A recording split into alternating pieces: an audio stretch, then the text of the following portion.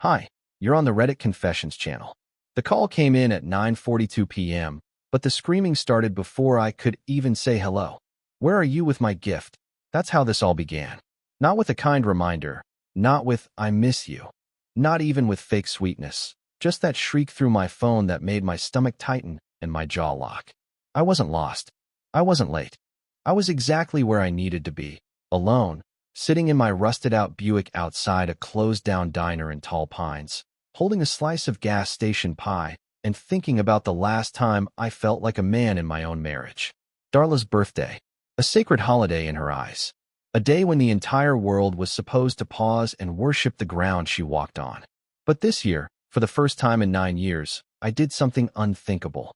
I didn't show up. No flowers. No shiny bags. No glittery card with a pre-written poem I didn't mean. I skipped it. You need to understand, I'm not the kind of guy who skips birthdays. I used to spend weeks planning hers. Once, I drove 6 hours just to get a specific perfume from a boutique in Asheville because she mentioned it once while half asleep. Another time, I sold my vintage guitar to cover a weekend spa retreat she posted about on Instagram. And what did I get in return? One year, she forgot mine completely. Didn't even look up from her phone when I walked in. "Oh, was that today?" she muttered, chewing the side of her lip while texting someone whose name I've never learned. So this year I sat it out. That's when the call came. And I told her, in a voice more tired than angry, "Your gift is where your respect for me is, in the trash." Click. That sound, the deadline, was more satisfying than any applause I've ever gotten in my life. But it didn't stop there. Not even close. Because 5 minutes later, I got a message from her best friend, Natalie. "You're gonna regret this." That was it. No context. No emojis. Just those 5 words. Now here's the thing. Natalie was never just a friend. She was Darla's mouthpiece. Her fixer. Her cleaner. Every time something shady happened, Natalie was the one who smoothed it over. So that text? That was a threat. And threats mean someone's hiding something. So I started looking. Not through her phone. She had it locked tighter than Fort Knox. But through the details. The forgotten receipts in her coat pocket. The Uber trip history on the shared tablet. The strange charge from a Midnight Sweets on our joint card 3 weeks ago when she said she was helping her aunt move. And that's when the pie dropped into my lap and I realized something no husband ever wants to admit. My wife wasn't just selfish. She was unfaithful. And the woman I'd been breaking my back for? She was breaking vows behind mine. But trust me, this is just the beginning. What I uncovered next didn't just confirm the betrayal, it burned everything down. She posted a boomerang on her birthday, champagne flute in hand, gold balloons behind her, blowing a kiss to the camera like she was on the cover of some lifestyle blog. Caption, "Feeling so loved kiss mark #birthday queen." I watched it in my parked car, engine off, thumb hovering over the screen. There was no mention of me. Not that I expected one. But here's the catch. I knew that balcony. I'd been there. Twice. And not with Darla. The first time was for my coworker Emmett's engagement party. The second time was worse. The Midnight Sweets receipt I found in her coat pocket had that address. That was 3 weeks ago, the same day she said she was helping her aunt move into assisted living. A 6-hour job, apparently. No pictures, no confirmation, no thanks from the aunt. Just Darla, coming home exhausted, makeup smudged, phone clutched tight like a secret. So when I saw her birthday post from that same spot, that expensive hotel's rooftop bar, it clicked. This wasn't her party. This was his. Someone brought her there. Someone paid. Someone who wasn't me. I didn't rage. I didn't scream or throw my phone. That would have made me feel too alive, and I hadn't felt that in years. Instead, I stared at the screen like it was a puzzle I had finally solved. All the missing pieces, the fake errands, the sudden gym obsession, the 2 a.m. I couldn't sleep, so I went for a drive. Excuses, they all fell into place. It was never about the gift. It was about control. About keeping me on a leash while she built a whole other life behind my back. I went home. She wasn't there. I already knew she wouldn't be. Her perfume still lingered in the bedroom like a ghost. I sat on the edge of the bed, staring at the dresser drawer she told me never to open. I opened it. Inside, a second phone. Not a burner. It was sleek, expensive, better than mine. No passcode. Either she was careless or cocky. I tapped it on. No text history. No call logs. But the photos? She'd forgotten the photos. There she was, Darla, standing in front of the same gold balloons from tonight's post. But in this one, she wasn't alone. He had his arms wrapped around her waist, his lips pressed against her temple. She looked genuinely happy. Not posed, not performative, just comfortable. It gutted me. And I still don't know what broke me more, the intimacy of that picture or the fact that she never looked at me like that. Not once. Not in all 9 years. I put the phone back, sat on the couch, let the silence wrap around me like a shroud. But one thing had changed. I wasn't confused anymore. I knew. Now the only question left was, how far had it gone? And what the hell was I going to do about it? I stared at that photo on the hidden phone for a long time. His face was unfamiliar. Square jaw, 2 white teeth, the kind of guy who looks like he says, "Trust me," a lot, and means the opposite. He wasn't just holding Darla. He was claiming her, like she was something he won. And she leaned into it. I tried to tell myself it was old, that it was from before. But the timestamp said otherwise, 2 nights ago. That same night she told me she was working late at the design studio, that she had to catch up on client mock-ups, that her phone died because she was just swamped. I actually felt bad for questioning her then. I don't feel bad now. I didn't sleep that night. My eyes stayed open while the walls closed in. At one point I went downstairs, just to move. I ended up in the kitchen staring at the sink full of dishes she said she'd washed 3 days ago. On impulse, I opened the trash can. It was stupid. Who checks the trash? But there it was, a receipt from a high-end jewelry store downtown.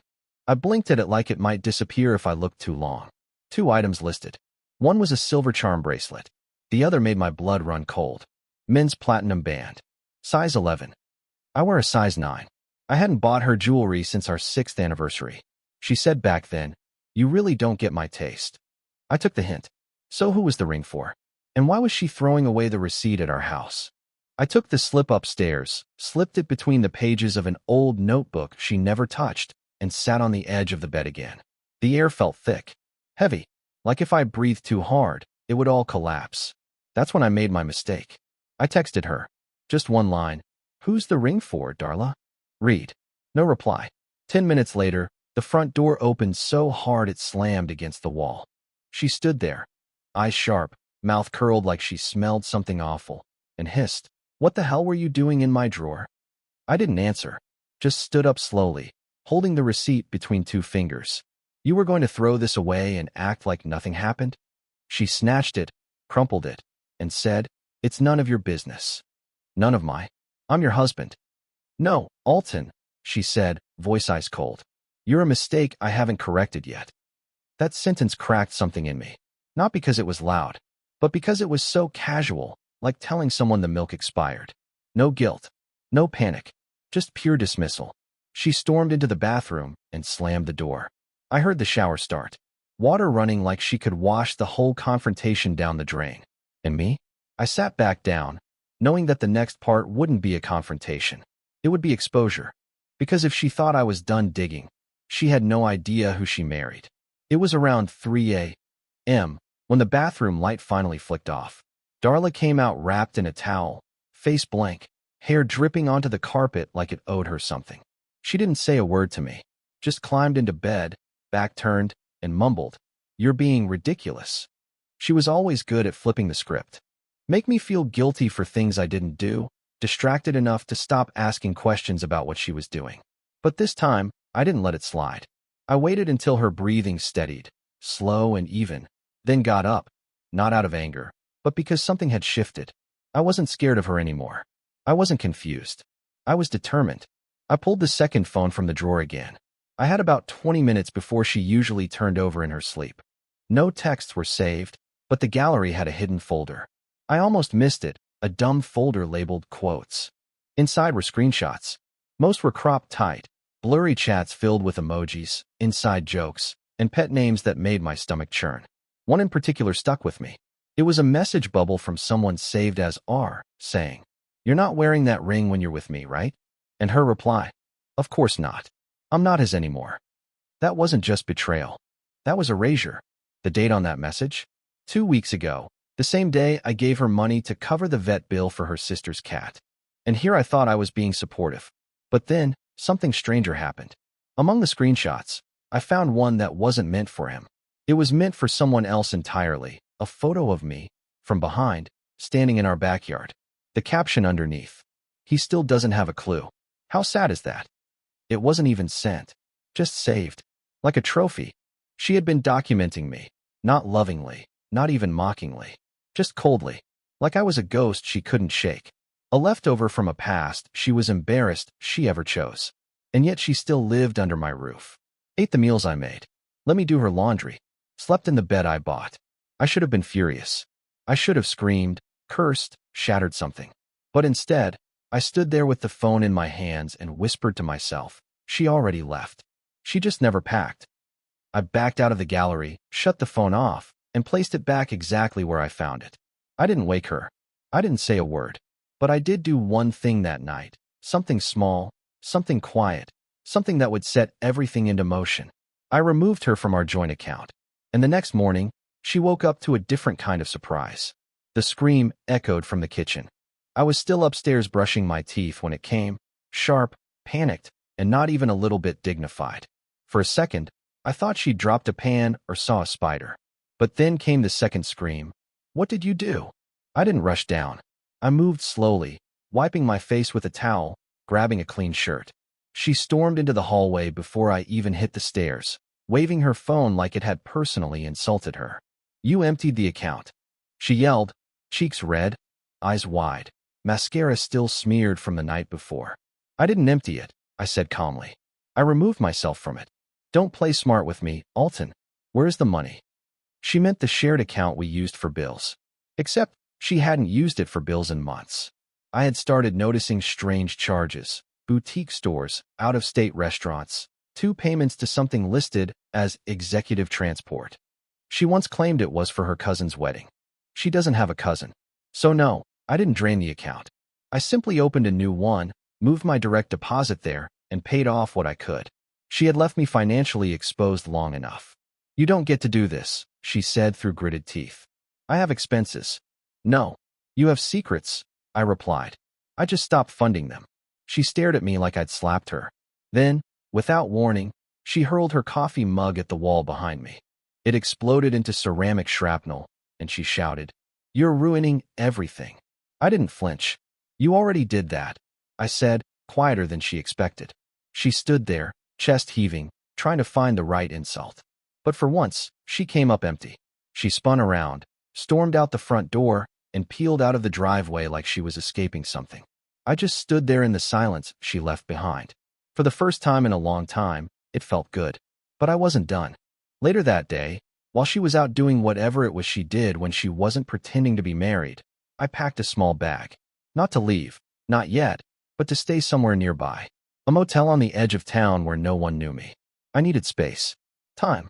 A place where my thoughts didn't echo off the walls that had heard too many lies. Before I walked out, I left a note on the table. Just one sentence. "If you want answers, start with the second phone." No signature. No apology. She wanted to act like I didn't exist? Fine.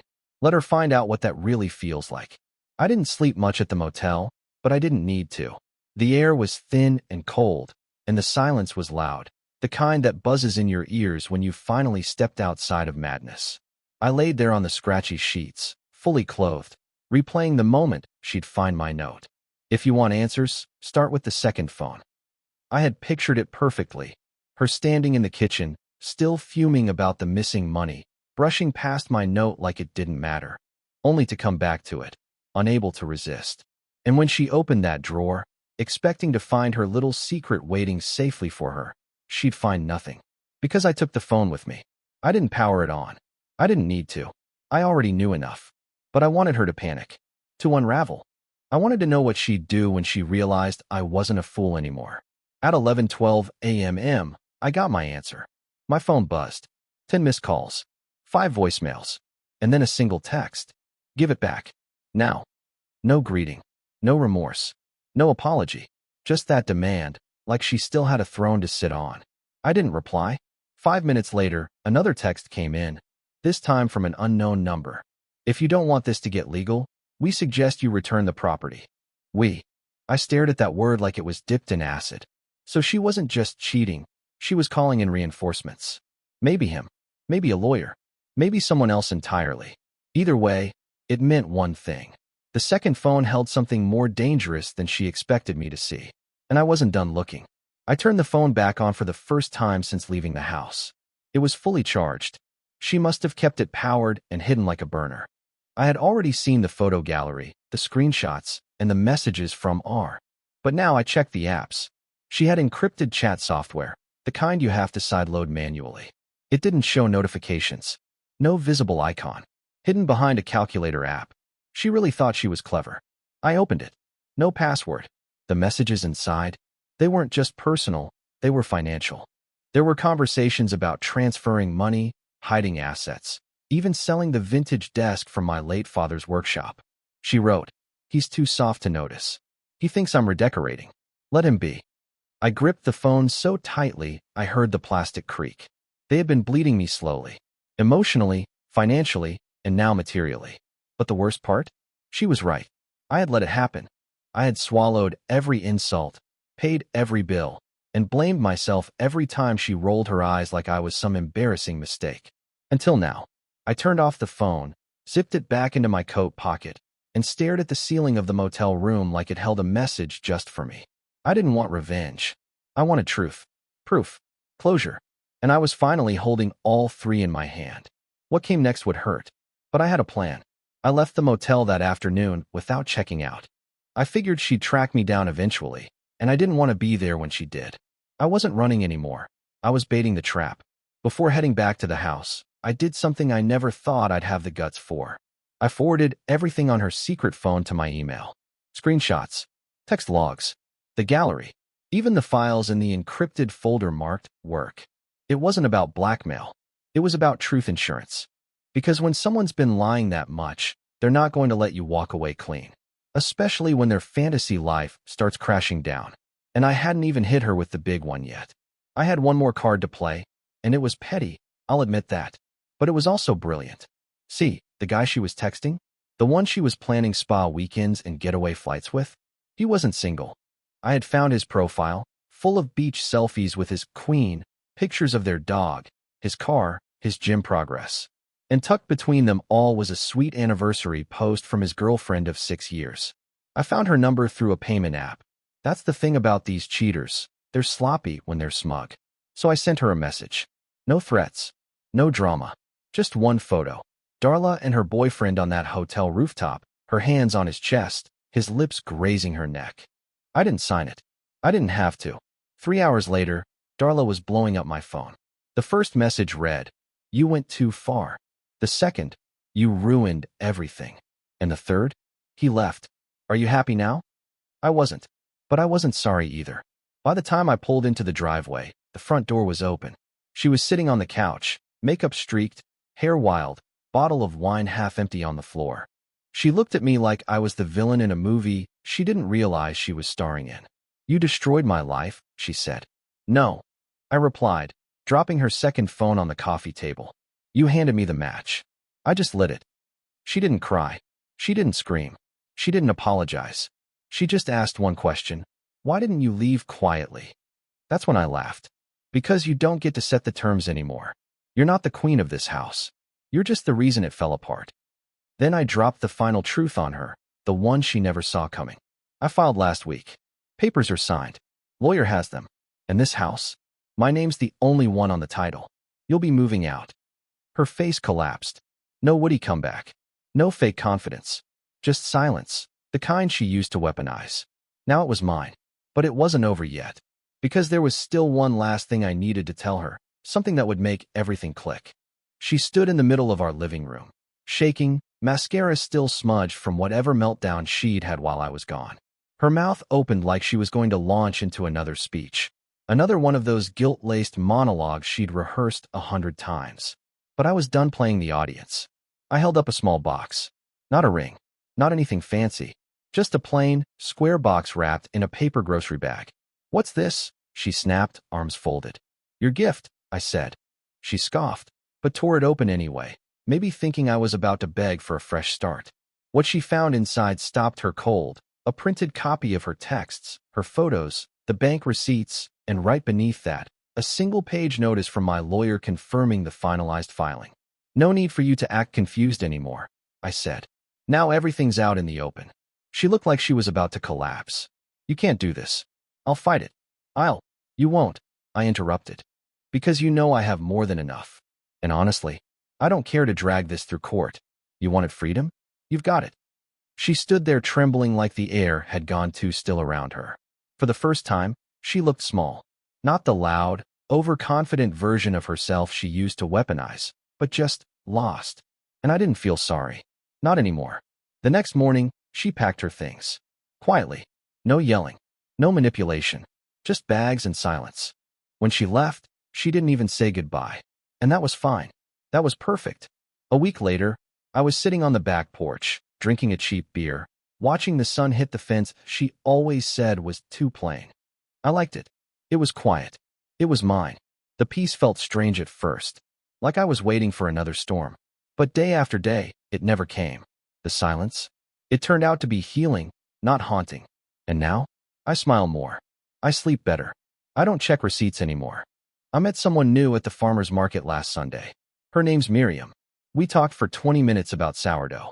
I don't know where it'll go, and for once, I'm not in a rush. I'm just grateful to feel like a human again, not a wallet, not a backup plan, just a person. Darla once told me I was too soft to make a move. Guess she was wrong.